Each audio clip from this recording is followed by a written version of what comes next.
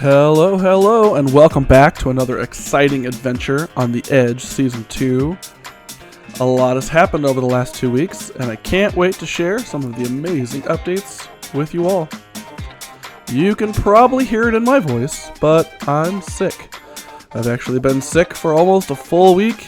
It's nothing serious, but it's just a nasty virus that wants to hit each of my systems one at a time, and it just won't leave.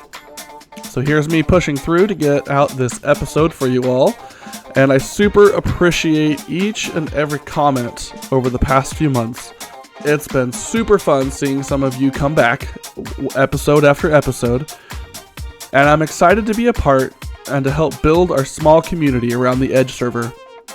If you have yet to check out our other members, I'll link them in the description below, and you can check out their channels and their Twitch and all that good stuff. Last episode, the Edge Valley gathered to talk around some strange happenings. Lee got her video up with the full conversation, which was super fun, and I'll link that in the top corner now for you guys to go check out. It was really fun getting our story moving for this season, and it's always fun to collab with the other talented members of this server. Speaking of, you can see that Welder and Lee have started doing the whole micro versions of themselves, which is pretty darn cool, and I'm pretty sure they're using the armor stand mod, which is a little overcomplicated for me. I'm sure that I'll take the time to figure it out, but I do have a little something to show you all today. Boom. It's a little disco man. Look at those muscly arms. That cool tiny mask. And you can even see the hammer on my back, which I do have. You just can't see it because there's a cape in the way. But, you know, it's all good. Also on the server, we are a little confused as to which holiday is coming up. Looks like a Christmas tree is going up over by Karen the Kraken. But we all know what holiday is coming up soon, don't we? I personally really enjoy Thanksgiving because it's a holiday for food and family and a little bit of football. Let me know below which holiday that you're most looking forward to. So I'm back over at my industrial district, and I've added a couple of farms for the sake of my new dye shop. Farming for flowers is a little more complex than I thought that it would be. Green comes from cactuses, which was pretty easy, and you can get magenta and pink pretty easily. Red is a byproduct of my iron farm over there, but the hardest one to mass produce seems to be blue. Blue dye comes from 2 different kinds of flowers and lapis lazuli. I don't want to mine for hours and hours and hours for a few stacks of lapis, so I built this little AFK-able flower farm, and I put a filter on it to single out the blue flowers that get pushed down to the bottom. This machine eats a ton of bone meal, and so to help make this work, I changed my skelly farm to a kill farm so I can AFK there and gather up a few shulkers of bones at a time.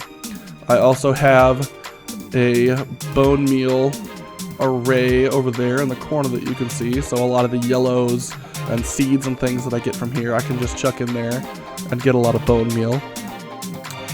So the whole machine of bone meal and then flowers and then dye is rolling, and I finally have the shop up and running here in the canyon space of our shopping district. Welcome to Disco Never Dies. Speaking of the shopping district, why don't I give you guys a tour? At the entrance here, we have a little log shop going over part of the canyon, which is pretty cool. I think this is Scribs, and she sells a few sticky things. I can't remember the name of her shop that's on here. We have Against All Rods by Kobold, I believe. And he sells end rods and some end stuff. He also has the Carnival of Movement, which we need to go back and check that out again. I think Toast had completed all of the achievements here. We've been in Core's decor shop a couple of times. He's added some outdoor decor, which I think is pretty cool. So he sells moss and mud and bricks and some of that stuff, which is pretty good, pretty handy.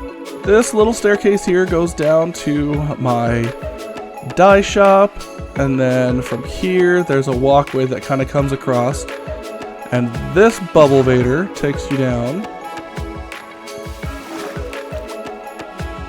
to Welder Shop. But Welder Shop sells all kinds of stuff. He's got books, sand, gravel, a bunch of prismarine and things like that, black ink. I've spent a lot of diamonds here.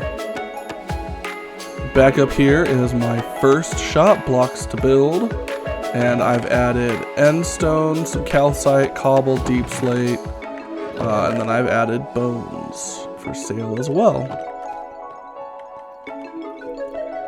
Red has a cool cyberpunk gear theme going on. That's looking so cool. I can't wait to visit her base. She is actually basing in a deep dark, in an ancient city. That's kind of terrifying. She's still selling rockets and gunpowder and explosion funness. She also has shulker boxes for sale, 2 for a diamond. Yeah, I bought all of these earlier today. The newest shop on the server is Red's Request, which I think is run by Lee, and it is a redstone shop. I came and dropped a bit of my wallet in here just to stock up my redstone shulker box. Lee's other shop is Got Logs. She just sells every type of log that you could possibly imagine. Nice big bulk, pretty good prices. I've spent a lot of money there as well. Shark hasn't been on for a few weeks. Man, school is tough for a lot of the Edge members, and a lot of them are in college, and so some of them haven't been on too much. Us old adults have been kind of running things, but he's got some myth items, which I've bought a few things from here while he's been gone, and he's been sold out of bone blocks for a while, so I asked him about selling them in my shop until he's back. The frog light stand has still been going. I think there's a couple different frog light options, but I've bought several of these ochre frog lights for my base, and a couple of the pearlescent because I think that's a pretty cool color. While I've been sick, I haven't had a ton of energy, so in between naps and watching action movies, I've been listening to Audible and just working away on my castle. It's not fully finished, but the bulk of it is done. In the last episode, we decided that something has to be done about the various threats to the Edge, and now we have a foothold against the Great Piglin King. There's definitely some weird things going on, and the Edge has drawn a line in the sand.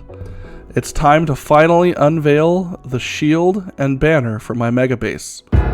Welcome to Blackreach.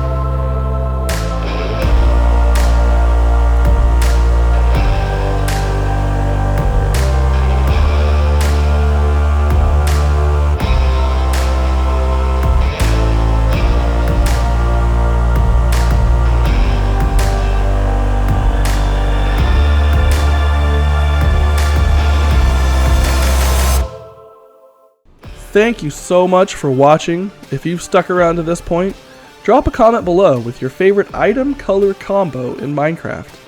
Do you like to make colorful banners, red and green candles, or do you like to dye leather and put them on armor stands? I'm excited to finally unveil Blackreach, and I can't wait to finish off the last few details on this castle. I'm looking forward to the coming adventures, and I can't wait to see you then. See you later.